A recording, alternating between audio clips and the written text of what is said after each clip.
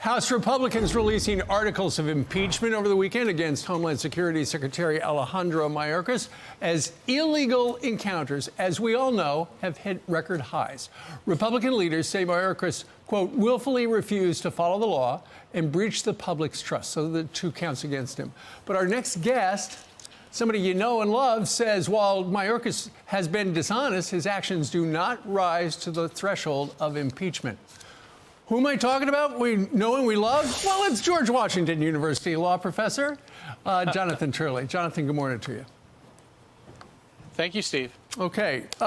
We know over the last, unfortunately, number of years, impeachment is for treason or bribery or high crimes and misdemeanors. Does Mr. Mayorkas, has he done any of those things yet? Well, I don't think they have established any of those bases for impeachment. The fact is, impeachment is not for being a bad cabinet member or even being a bad person. It is a very narrow standard, and even though we took language from the British, we adopted a much more narrow approach to impeachment. The framers rejected terms like maladministration to make sure that we confined this. And it's important to remember that we've only impeached one cabinet member in history, and that was viewed as a fairly abusive use of impeachment. It was an impeachment after that person left office. But, you know, past Congresses have recognized that there's a danger to this. Once you cross the Rubicon and start to remove cabinet members because they're not doing a good job. And right. Mayorkas is clearly not doing a good job. But it's the job that President Biden apparently likes. He's complimented Mayorkas. He's carrying out Joe Biden's policies. And those policies have brought us to where we are today, which is a national security crisis. And I agree entirely with Republicans on all those points. What I don't agree is the means being used here. And that's one of the reasons why right now on Capitol Hill, I understand perhaps as early as this week, the Senate could actually vote on an immigration reform bill, which James Lankford said yesterday is much different than the internet rumors as he depicted it floating around on Capitol Hill. So that'll be interesting. But ultimately, Mayorkas, while the House does have a tiny little majority of Republicans, the Senate's not going to pass it. They're not going to get 2/3 majority. No, they're not.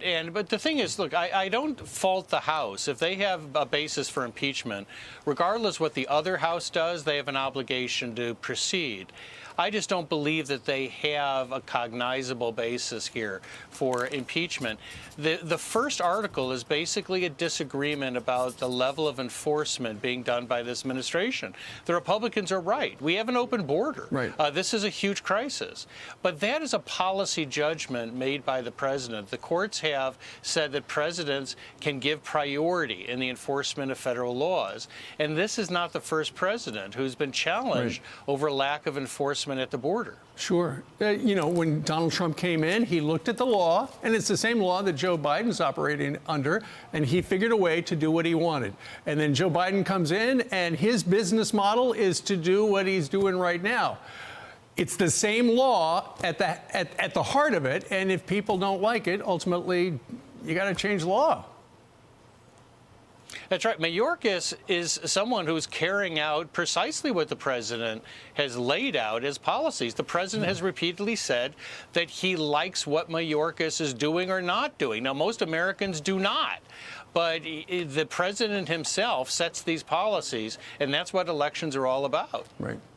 Jonathan, we've been doing this show for like 27, 28 years. I think you're the first person who has ever used the word cognizable. Just saying. Ever. I'm glad to have this moment with you, Steve. I'm going to have to Google it. All right, Jonathan Turley, thank you very much. I'm Steve Doocy. I'm Brian Kilmeade. And I'm Ainsley Earhart. And click here to subscribe to the Fox News YouTube page to catch our hottest interviews and most compelling analysis.